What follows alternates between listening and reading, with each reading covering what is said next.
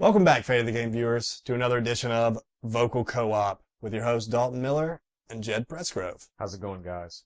Today we're going to talk about two topics specifically. We're going to kind of save one for the end. Jed doesn't quite know about that one yet, so it's going to be a surprise for him. It's going to be fun. We're going to see how he reacts. The first one, though, our main topic today is going to be, have games gotten easier? Jed, do you think games have gotten easier? Well, if you're going to go all the way back to stuff like, on the Atari and everything, games that people never even beat because it's not even meant to be beaten, then yeah, I mean, you can beat most games now. But not to go back as far, going back to the NES days and Super Nintendo days. Right. I mean, you can see a drop in difficulty from the NES to the SNES. Yeah. And, a couple of the harder games on NES would be the first Castlevania and the first Ninja Gaiden. Right. I mean, we're talking about games that maybe you didn't even necessarily beat when you were a kid or a teenager growing up. It just took you years and years of trying. Like the first Castlevania, I think I was in my 20s before I finally beat it the first time. Right. It's just a lot of hard work. Whereas games today, of course there are exceptions, but games today you can usually beat, fairly quickly. Even if they are harder, such as The Witcher 2. It's a pretty challenging game with its combat system. Right. But after you get past the stiff learning curve, you can get through it. And then of course there are games like Demon's Souls and Dark Souls. I've never played those, but I've just, heard about them, and they're, supposedly really difficult. But that's really more of the exception. Most games are just, companies design them so that more people can feel like, they're powerful when they're playing the game and have fun. On the subject of The Witcher, I haven't played the second one. I have played the first Witcher game, and I imagine Witcher 2 is similar in the way that you describe early on how combat has a high learning curve.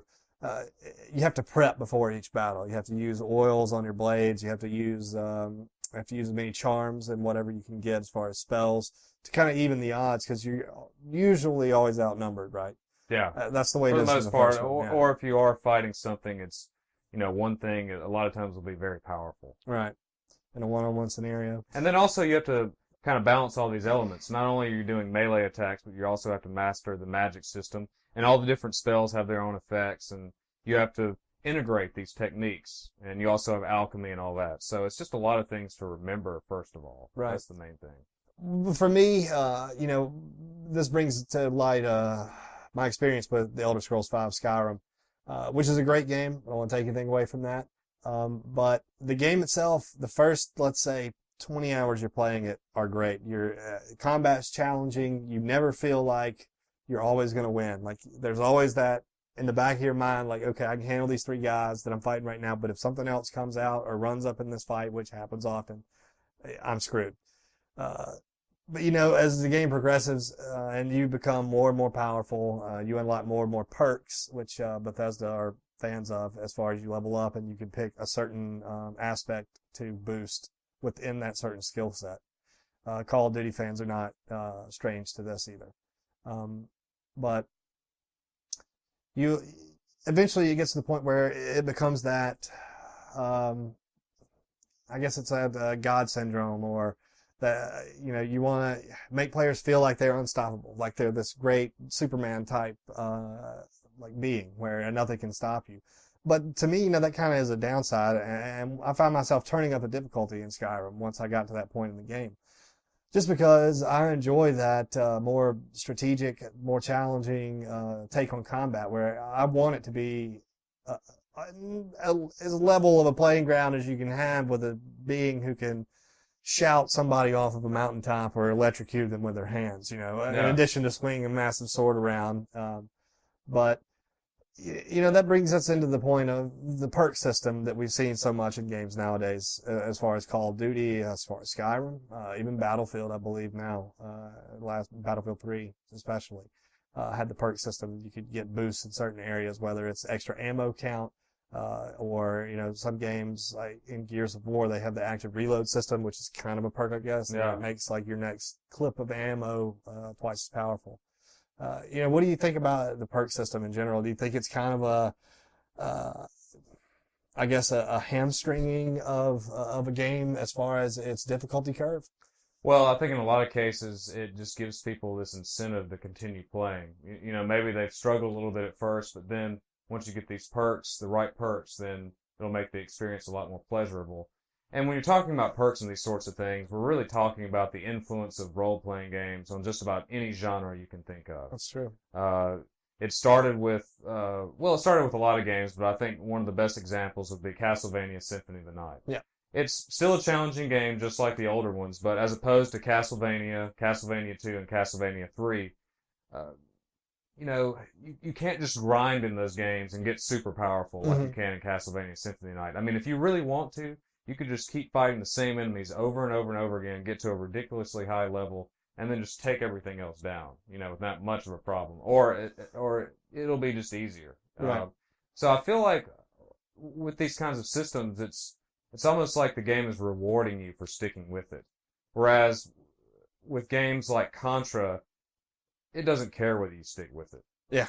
It's hard from just, step one. The accomplishment is if you beat it. That's it. Like that's the reward right there. It's not getting more powerful or anything like that. Yeah.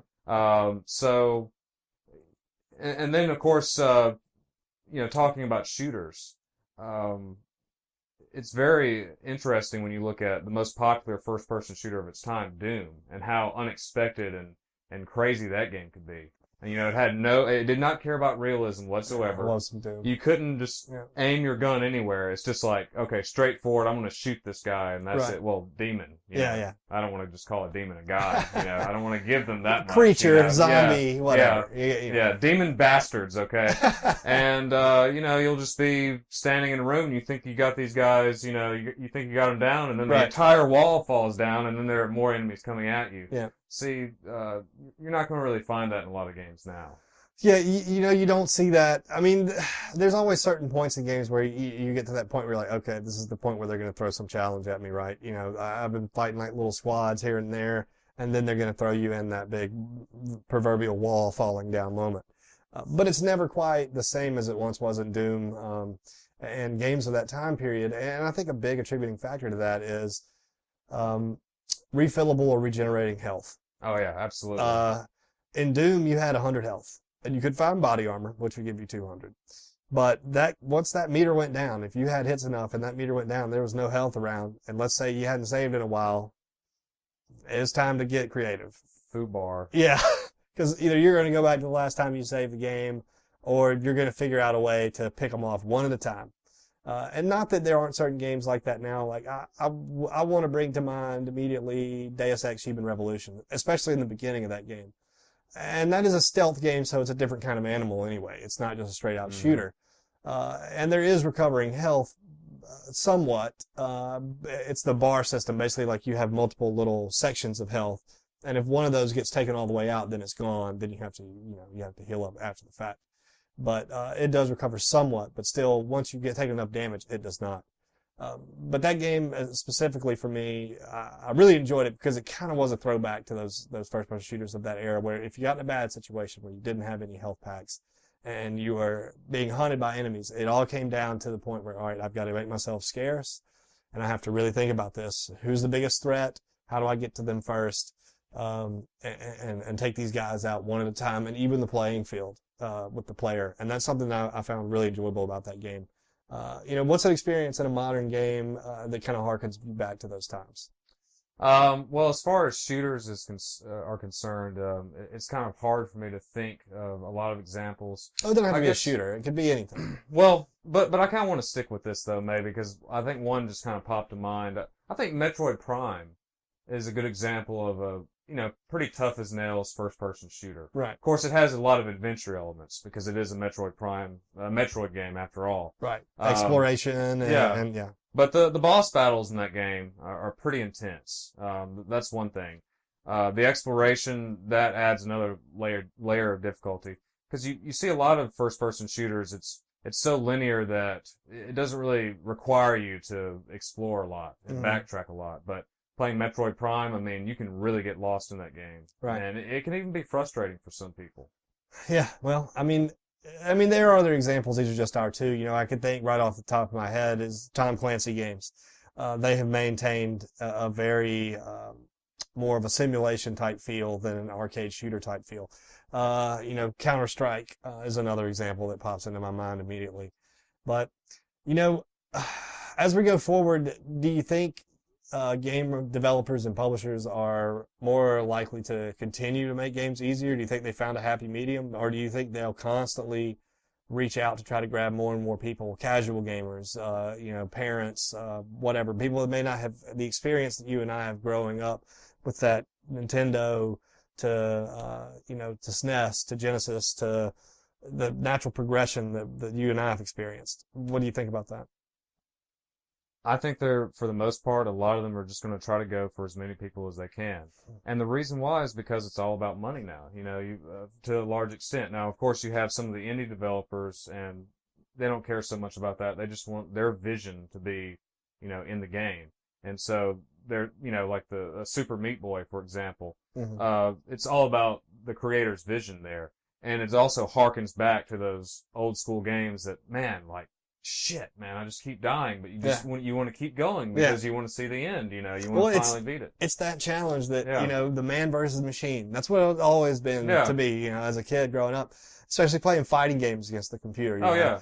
Like, I'll be damned if I'm going to let this circuit board outdo me. I'm a human being. I'm better than the computer. But see, now it's interesting you mentioned fighting games, because if you look at the most popular fighting game of all time, Street Fighter, you can see a very interesting evolution as far as difficulty is concerned. The first game was very difficult because the controls absolutely sucked. That's why it was difficult. Right. It wasn't because of, it was actually challenging. It was really clunky, and that's why it was difficult. Mm-hmm. Second game comes out.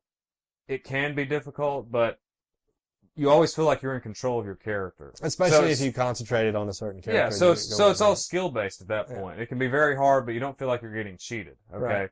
Well, then you go to Street Fighter 3, and by far, if you just want to talk about, assuming there's smooth gameplay there, which there is with Street Fighter 3, it's just a tactician's game. I mean, this is probably the hardest 2D fighting game to master. I can't think of any other that really comes close. And really, it probably has more complexity than the overwhelming majority of 3D fighting games. Right. Well, now, with Street Fighter 4, it goes back to that accessibility. I mean, it still has strategy like 3. It still has all those different features. They replaced the parry, which you had to press forward at just the right time to not take any damage. They replaced that with just, you just hold down 2 buttons, and if you hold them down long enough, it'll become an unblockable. So it makes it a lot more accessible. I think Street Fighter 4 might be the most accessible Street Fighter game yet. Yeah. And there's nothing wrong with that, because it's still, if you're fighting against other people, then who really know what they're doing, it's challenging. But as far as just playing against the computer, I mean, you can wipe the floor with the computer in Street Fighter 4 on the highest difficulty. Yeah. It's just not as hard to do on that game as it was with Street Fighter 2 and Street Fighter 3. That's cool. Well, back to the subject of publishers and developers and the way they make games. Do you think, the current situation, which is a hot topic these days, and of course we've discussed it at great length at Fate of the Game, on multiple podcasts and in articles and everything else. Do you think games being easier has anything to do with the fact that they get traded in more, and that used games have become sort of the bane of publishers and developers in the last part of this generation?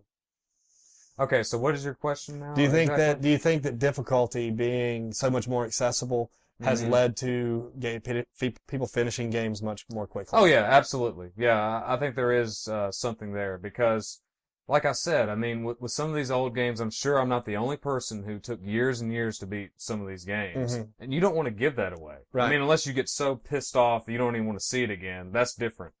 But, with a lot of these games, I mean, you pay $60 for them, and, you want to get your money's worth, but, I mean, you can probably beat most of them in a week if you're very dedicated to it, and then you're like, well, I want to play something else, but I don't want to just spend another $60, so, hey, I want to trade this in for some credit or some cash or whatever. Right. And get something else, go on to something else. It's really just, I really feel like that's the case, with a lot of these newer games. It's just, okay, I'm going to beat this one first, and I'm going to beat this one. See, back then, in the old days, you couldn't make such assumptions. Right. There's no way. In fact, the majority of my games that I had when I was a kid, I did not beat. Yeah. I mean, I I agree. made no I'm the same assumptions way. about a game. I just assumed that it was going to kick my ass at some point. I mean, I had the original Legend of Zelda game when I was probably 8 years old, and I don't think I beat it until I was around 14. You know, I played it a lot and I enjoyed it, but it was just one of those things like until I understood, and that was some of my first like real gaming experience, until I understood the systems and the mechanics in the game. You know, this is back in the day when manuals were really important. Yeah, absolutely. Like, you should read the manual. But this topic leads us into our secret topic today, ladies and gentlemen. And All that right. is... All right. Let me get ready here. Brace yourself. It's putting me on the spot, everyone. So that leads us, the discussion about used games and the sale of games being possibly influenced by them being easier, brings us into our second topic, the secret topic. Today, Jed published an article on fateofthegame.com where he directly wrote to Cliff Bleszinski, formerly of Epic Games. And this was in response to Cliff's, let's say, how would you describe it? Incendiary. Well, incendiary reaction is one way. to the Xbox One turning off its DRM policies. So Jed decided to write an article, and it's really good. Just check it out. It's on fateofthegame.com. Kind of talking to Cliff Bleszinski directly, and not just him, but other directors at large, or game developers at large in general, about the quality of their games and why people would want to keep a game versus trade it in. So Jed, I'm going to give you the opportunity on Vocal Co-op. And kind of explain why I even did Kind of it. explain and defend that hypothesis. Well, here you go.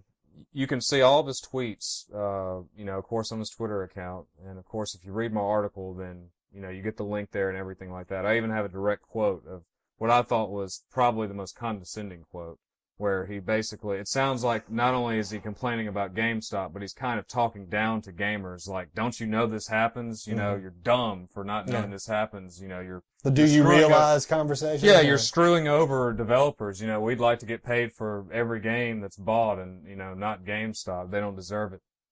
When I saw that, I mean, of course it hit me on a personal level because it felt like he was kind of talking to me and also talking to a lot of other people. And, you know, it just set up this kind of this weird developers versus gamers type conflict. And it's not a very pretty thing to see, you know, at this point. And I think it's all the result of Microsoft stumbling around, you know, just making these anti-consumer statements and then backing off of them. It's just created a very volatile environment. And to be clear, like, you know, we really don't have an opposition to DRM, but the way that, I mean, I don't personally, but it's a lot of the way that Microsoft, the tone they took when they revealed it, and the flagrant, as you say, condescending nature of their statements backing it up, as the brouhaha built over and over as these statements were made over the last 4 weeks. I think that it was the same thing with Cliffy B, you know, and I think that he could have made his point in a way that would start a meaningful dialogue where maybe he could say, okay, I'm reaching out to the gamers for your understanding.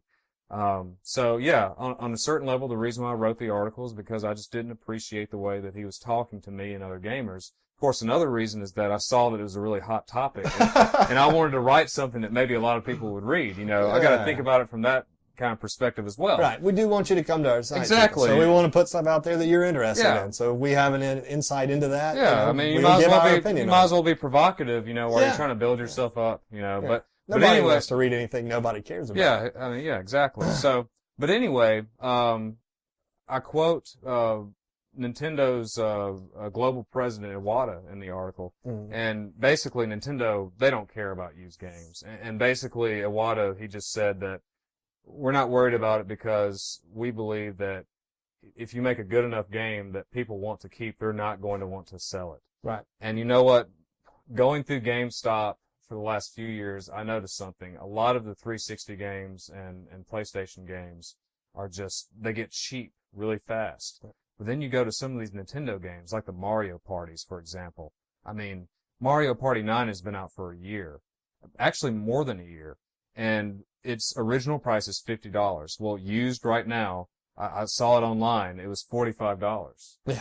And that's more than a year. And it's not just that. There are other first-party Nintendo titles that I don't know. It's like it takes them forever to go down in price. In fact, I get frustrated sometimes because I want to get a cheap used game at GameStop of a Nintendo game, and I just can't do it. Yeah.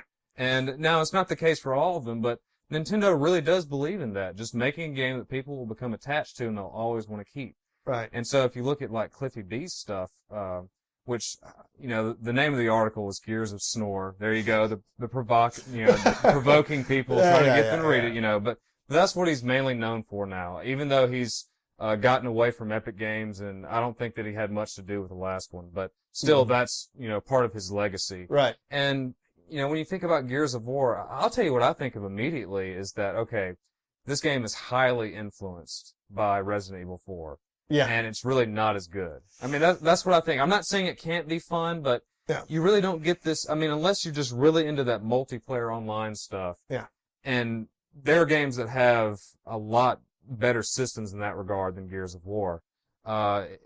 That's why you see so many cheap Gears of War games. It's because people just don't want to keep playing them. They want to beat it and then just give it up for something else. Right. And so basically my article is kind of like taking the stance that Nintendo has, only directing it towards certain developers, and that's saying, hey, if you don't want so many used games that supposedly screw you over or whatever, then just make better games. And he can do it. You know what?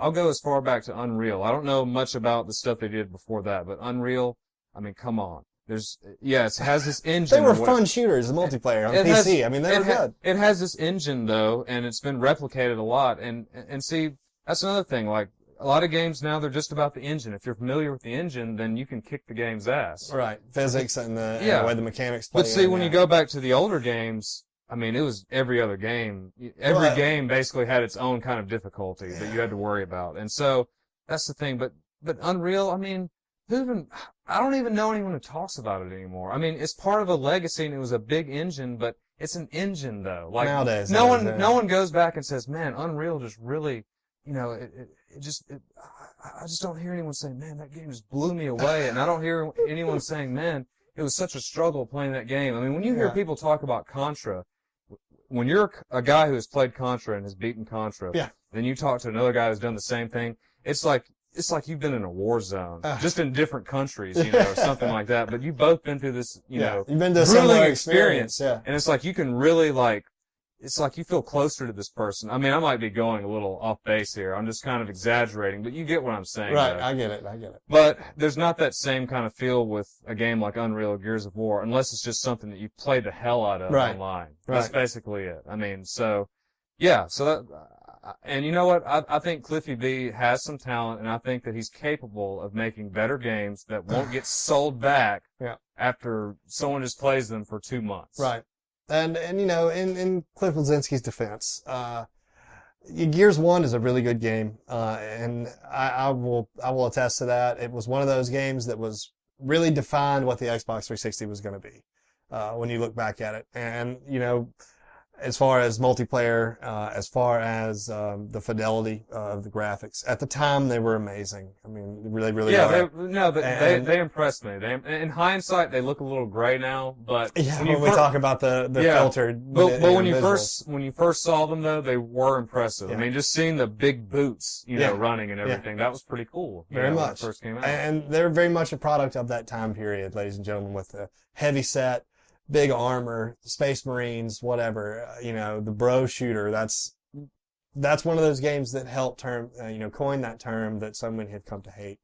But, when you look back at that game specifically, it was great. And Cliffy B himself, has written about and vehemently stated that, they had a deal with Microsoft for multiple games, and he wanted to do something different than Gears after the fact, and that was just not in the cards, unfortunately.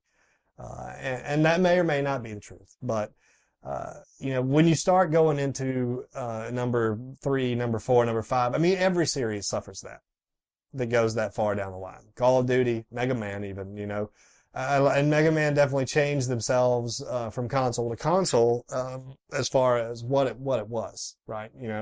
When you look at X and you look at Mega Man 3, very different games. Oh yeah, absolutely. And Gears just didn't do that.